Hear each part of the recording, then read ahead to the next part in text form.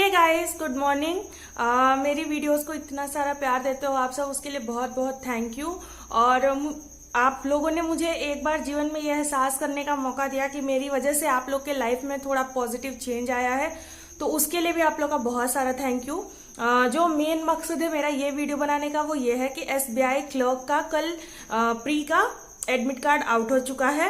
और जो एग्जाम है वो आपके 10, 11, 12 और 13 इन डेट्स में है, शायद मैंने जहां तक सुना है।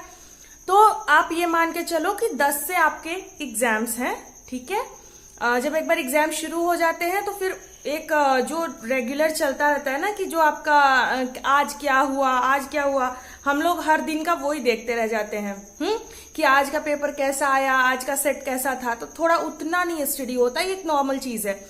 तो इस 10 दिन को, मतलब आज 30 जून है, ठीक है, और 9 जून, मैं मान रही हूँ कि आप में से ज्यादातर का पेपर पहले दिन ही पढ़ रहा है, ठीक है, मैं उसमें मान रही हूँ, उस तरीके से मैं आपको चीजें बता रही हूँ। तो आज का दिन और ये जो आगे वाला दिन है, ठीक है, अभी तो ये वीडियो अपलोड होने में थोड़ा टाइम जाएगा। इसको आप बेस्ट वे में कैसे यूटिलाइज करो, तो उसके लिए मैं आपको अभी इस वीडियो में बताने वाली हूँ सब कुछ जो आपको जानना चाहिए, ठीक है। तो सबसे पहले तो मेरी SBI क्लर्क प्री की जो मेरा रिजल्ट है SBI क्लर्क प्री का, वो मेरे चैनल पे अपलोड है, लिंक मैंने डिस्क्रिप्शन बॉक्स में दे दिया है।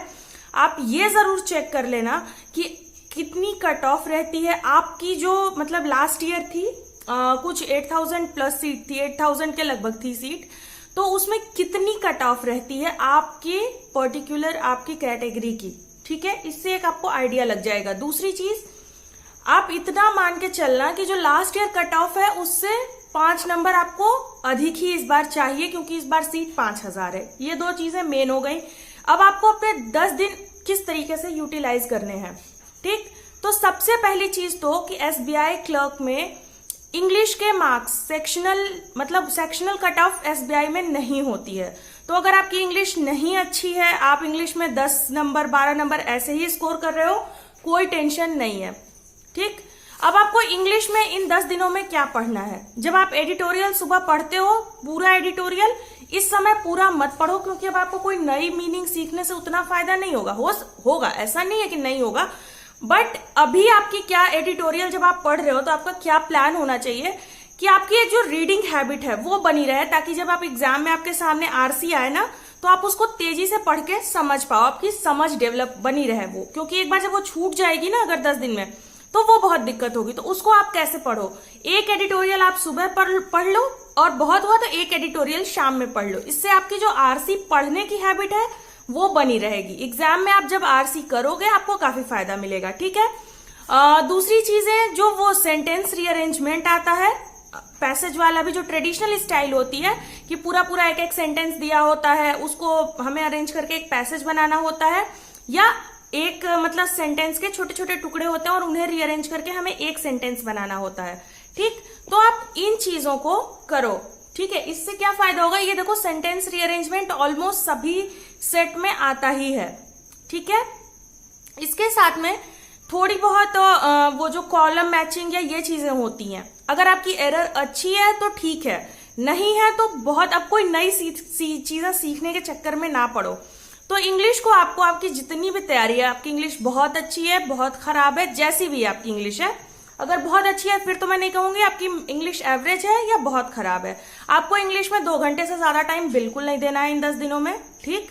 क्योंकि अगर आपकी इंग्लिश नहीं है उतनी अच्छी तो फिर आपकी इंग्लिश के मार्क्स उठाने के लिए आपको अब तक प्रैक्टिस करनी थी, अब नहीं करो उस पर, ठीक है। जो आपके प्लस पॉइंट है इंग्लिश में, कुछ तो ऐसा होता है ना जिसपे मार्क्स आता है, जैसे जो कॉलम मैच करने वाला होता है वो, तो उनकी प्रैक्टिस आप करते रहो। अब आप प्रैक्टिस कहाँ से करोगे, आपकी मॉक हुई, ठीक, आपके जो क्विज सेक्शन हुए, क्विज कहाँ से आप करोगे, कोई भी ऐप डाउनलोड कर लो, ग्रेडअप हुआ, अड्डा 247 हुआ, टेक्स्ट बुक हुआ, सब पे रोज डेली क्विज आते हैं, ठीक है, वहां से आप करो क्विज को।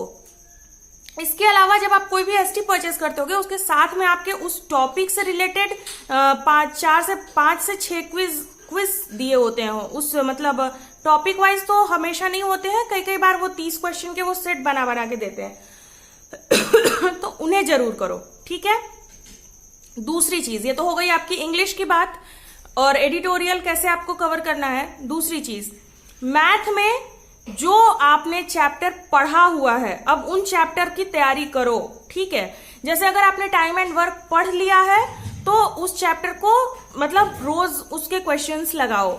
सिंप्लीफिकेशन एग्जाम में एसबीआई क्लर्क के 10 से 15 मार्क्स में सिंप्लीफिकेशन सिर्फ आ सकता है, या सिंप्लीफिकेशन और अप्रोक्सीमेशन का कॉम्बो, ये 15 मार्क्स तक रहेंगे मेरा जहां तक है, क्योंकि ये रहते हैं 10 से 15 मार्क्स। सिंप्लीफिकेशन सिर्फ हो सकता है, सिंप्लीफिकेशन या अप्रोक्सीमेशन का कॉम्बो हो सकता है।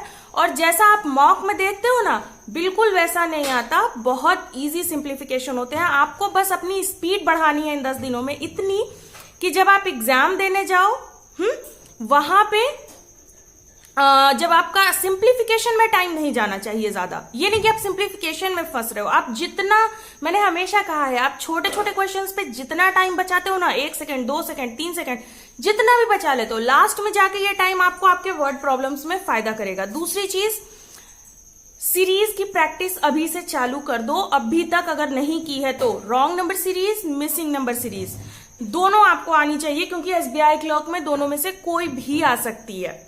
तीसरी चीज, इनइक्वालिटी बिल्कुल एकदम अच्छे से, कई आप इस चीज की हैबिट डालो कि कई बार अगर सिर्फ आपकी, जैसे होता है ना, माइनस प्लस है तो उसका क्या होगा, प्लस प्लस होगा, प्लस प्लस है तो माइनस माइनस होगा। तो अगर ऐसे साइन दिया हुआ है तो कोई इक्वेशन को आपको सॉल्व करने की जरूरत ही ना हो, आप उनको साइन देख के ही बिल्कुल सॉल्व कर लो, ठीक है। तो इस तरीके की चीजों की हैबिट डालो। इसके साथ में जो इजी डीआई होती है क्लर्क लेवल की, वो तो अगर आप इतना करते हो ना, तो मैं आपको बता दूं, आपने 25 नंबर तो मिनिमम कवर कर लिए। ये मैं आपको मिनिमम बता रही हूँ कि आपने इतना अगर करा है। जो छोटी मोटी डीआई जैसे एक स्कूल है, हाँ, तो वहां पे 400 बच्चों टोटल स्ट्रेंथ है, बॉयज एंड गर्ल्स का, कितने बढ़ रहे हैं, कितने घट रहे हैं, कितनी बुक खरीद रहे हैं, तो उसका एक बार ग्राफ बना के दिया होता है या वैसा कुछ। तो वो छोटी छोटी डीआई, अगर पाई चार्ट है ना, तो टोटल इतने लोग हैं, अलग अलग डेस्टिनेशन पे जा रहे हैं, उनका परसेंटेज ये है, तो उस पे क्वेश्चन होते हैं। ऐसी वाली जो डीआई होती है ना, इनको आप करो। इतना आपने करा है अगर, तो आप अपने मैथ में 25 नंबर तो मिनिमम आप वो कर रहे हो, ठीक। इसके बाद मैं छोटे छोटे चैप्टर आपको बताती हूँ, जो कि आपको अभी तक आपने प्रैक्टिस कर भी ली होगी और इनसे श्योर क्वेश्चंस आते हैं। जैसे बोर्ड एंड स्ट्रीम हुआ, एज हुआ, ठीक है, परसेंटेज हुआ, ठीक, प्रॉफिट एंड लॉस का एक क्वेश्चन होगा, पक्का होगा, पार्टनरशिप 100% होगी और बहुत टफ नहीं होते क्वेश्चंस, ठीक है। तो टॉपिक वाइज इनकी प्रैक्टिस कहीं जिस भी बुक, जो भी बुक आपके पास है, उसमें बहुत हार्ड वाले नहीं बनाने हैं आपको, क्योंकि एग्जाम में भी आपके पास जो हार्ड क्वेश्चन, जो टिपिकल क्वेश्चन होगा, थोड़ा वो बनाने का आपके पास टाइम नहीं है। मैं टॉपर की बात नहीं कर रही हूं, मैं एक एवरेज स्टूडेंट की बात कर रही हूं, ठीक है। इसके बाद आते हैं रीजनिंग पे। जैसा मैंने हमेशा कहा है, अपनी स्ट्रेंथ पे फोकस करो। ज्यादातर बच्चे जो बैंक का एग्जाम देते हैं, उनमें से ज्यादातर की स्ट्रेंथ रीजनिंग होती है। आप मेरी बात से सहमत करोगे, मेरी स्ट्रेंथ भी रीजनिंग ही थी, ठीक। तो क्या करना है आपको रीजनिंग के लिए, कुछ टॉपिक, जैसे देखो सिलॉक्स और इनइक्वालिटी, आप ये मान के चलो कि दोनों में से कोई एक ही आजकल आ रहा है, जो ट्रेंड चल रहा है। अगर दोनों आ गया तो फिर आपका गुड लक है, लेकिन दोनों में से एक ही आ रहा है, तो प्रैक्टिस आप दोनों की रखो, बट आप ये सोच के दिमाग में चलना कि दोनों में से एक भी आ सकता है, ताकि एग्जाम में आपको ज्यादा झटका न लगे। दूसरी चीज, जो पजल है, पजल हर टाइप की करो, बट आप ये समझो कि क्लर्क लेवल की पजल बहुत ज्यादा फंसाने वाली नहीं आएगी। स्टिल जब आप प्रैक्टिस करो, हाँ, तो थोड़ी पजल पे ज्यादा फोकस करना, क्योंकि पजल आपके में 20 से 25 नंबर होल्ड करती है, 20 नंबर तो मिनिमम होल्ड करती है। 20 नंबर 4 पजल आपको मिलने वाली है एग्जाम में, ठीक। दूसरी चीज, जो एक कोडिंग, चाइनीज कोडिंग आती है, तो अभी तक तो मैंने एसबीआई क्लर्क में यही देखा है कि एडवांस कोडिंग नहीं आती है, चाइनीज कोडिंग ही आती है। एडवांस कोडिंग मेंस में या एसबीआई पीओ में शायद आ जाए, ठीक है। प्री में मैंने चाइनीज कोडिंग ही देखी है, तो एडवांस कोडिंग मैंने नहीं देखी, तो ये आ सकती है, हाँ, क्योंकि क्लर्क का पेपर है, पीओ थोड़े ये। तो चाइनीज कोडिंग आपको अच्छे से पता होनी चाहिए। जैसे एक वो करते हैं ना कि पहली लाइन में आपको सारा कॉमन दे दिया और एक क्वेश्चन आपको एलियन दे दिया। जैसे मान लीजिए कि एक लाइन में दिया है Sunday is Monday, Monday is Tuesday, ऐसे ऐसे करके सारी दी हुई है, और आपसे पूछ रहा है कि थर्सडे कहाँ है, और थर्सडे उन चारों लाइन में से कहीं नहीं है, तो आपको पता होगा कि जो चारों में नहीं है कहीं, वही थर्सडे का कोड है। ठीक है, तो ऐसे चाइनीज कोडिंग, हाँ, blood relation, distance, direction and distance, ये वो क्वेश्चंस हैं जो आपको ये कम से कम दो तीन के सेट में मिलेंगे। ब्लड रिलेशन आपको सिंगल नहीं मिलेगा, दो क्वेश्चन तो कम से कम रहेंगे। डायरेक्शन आपको 2 से 3 क्वेश्चन इजीली रहेगा। कोडिंग, चाइनीज कोडिंग आपको 2 से 3 क्वेश्चन रहेगी। तो ये जो छोटे छोटे चीजें हैं ना, इन चीजों पर आप फोकस रखना। ठीक है, तो इनकी प्रैक्टिस अब आपको करनी है। दूसरी चीज, आप सबका एडमिट कार्ड अब आ चुका है। ठीक है, एडमिट कार्ड आपको सबको पता है कि आपको मिल चुकी है। आपका एग्जाम का जो टाइमिंग दिया है वो रिपोर्टिंग टाइम है। ठीक, 1 घंटा आपको टाइम होता है। जैसे अगर आपकी 10:30 से रिपोर्टिंग है तो आपका एग्जाम 11:30 से 12:30 चलेगा। ठीक है, तो आप घर पे उस 11:30 से 12:30 में, यानी जो आपका एग्जाम टाइम है, आपको उस टाइम पे तो मॉक टेस्ट देना ही देना है। ठीक, क्योंकि क्या होता है, जो हमारा पढ़ने वाला टाइम होता है ना, जो हम बनाते हैं अपना पढ़ने वाला टाइम, उस टाइम में हमारा दिमाग, आपको भी पता है, वो नॉर्मली, वो एक नॉर्मल ह्यूमन टेंडेंसी है, उस टाइम पे आपका दिमाग ज्यादा फोकस्ड होता है। ठीक, जैसे एक काम आप एक टाइम पे कर रहे हो, उसी काम को, मतलब उस काम को उस टाइम पे करो और अगले टाइम पे करो, तो वो थोड़ा अंतर आ जाता है। ठीक है, तो आपको पता है कि 10:30 से 11:30 आपका एग्जाम टाइम है, तो आप उसी समय पे अब से तो डेली मॉक दो 10 दिन। ठीक है, उसका फायदा आपको एग्जाम में जरूर मिलेगा। आप जब एग्जाम देके आओगे ना तो मुझे बताओगे। तीसरी चीज, आपको मॉक अटेम्प्ट कैसे अब करनी है। ठीक है, तो हो गया मॉक का टाइम। आपको मॉक अटेम्प्ट कैसे करनी है, आप शुरू करो कहां से, इंग्लिश से जब करते हो आपने गलतियां कम करनी है। ठीक, ये नहीं कि कुछ भी मारना है। आपको 6 नंबर की आ रही है चीजें, आप 6 नंबर की मारो, बट वो सही मारो, क्योंकि सेक्शनल कट ऑफ नहीं है, मैं बार बार बोल रही हूं। ठीक है, सेक्शनल नहीं है। इंग्लिश आप ऐसा मान के चलो कि आपके मार्क्स उठाएगी। ठीक है, तो ये चीजें हो गई। दूसरी चीज, जब आप मैथ में जा रहे हो तो जो आपके छोटे छोटे है ना, ये सिंप्लीफिकेशन, इनइक्वालिटी, ये सारे पहले कर लो। छोटी सी डीआई है वो पहले कर लो। 25 नंबर तक आपके हो गए। इसके बाद में आपने जो टॉपिक आपको अच्छे से पढ़ा है, वो जब आपको वर्ड प्रॉब्लम अगर बीच में मिल रहा है ना, तो उनको मॉक फॉर रिव्यू करते हुए जाना, बाद में उन्हें जल्दी जल्दी आप सॉल्व कर सकते हो। सिमिलरली रीजनिंग में फंसना आपको कहीं नहीं है। मॉक देते समय अगर आपको लग रहा है कोई क्वेश्चन आप 1 मिनट दे रहे हो, वो आपसे नहीं बन रही है कोई पजल, आप प्लीज उसको मूव करने की आदत रखो। बैंकिंग एग्जाम में सिलेक्शन लेने के लिए कौन सा क्वेश्चन ऑप्ट करें, इसकी समझ होना भी बहुत जरूरी है, बहुत ज्यादा जरूरी है।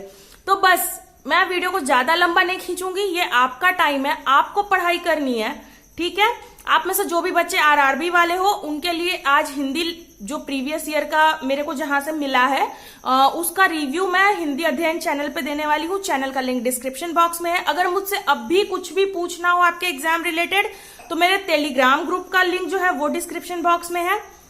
जो लोग मेंस की तैयारी के लिए, आपको जो एडिटोरियल पढ़ना हो या कुछ ऐसा, इंग्लिश या हिंदी कोई भी एडिटोरियल पढ़ना हो, तो टेलीग्राम चैनल का लिंक, करंट अफेयर्स देखनी हो उसका लिंक, या कोई थोड़ी बहुत रीजनिंग की भी चीजें देखनी हो तो उसका भी लिंक, रीजनिंग, मैथ, जो भी मेरे पास पीडीएफ आते हैं, मैं सब उसी टेलीग्राम चैनल में देती हूँ।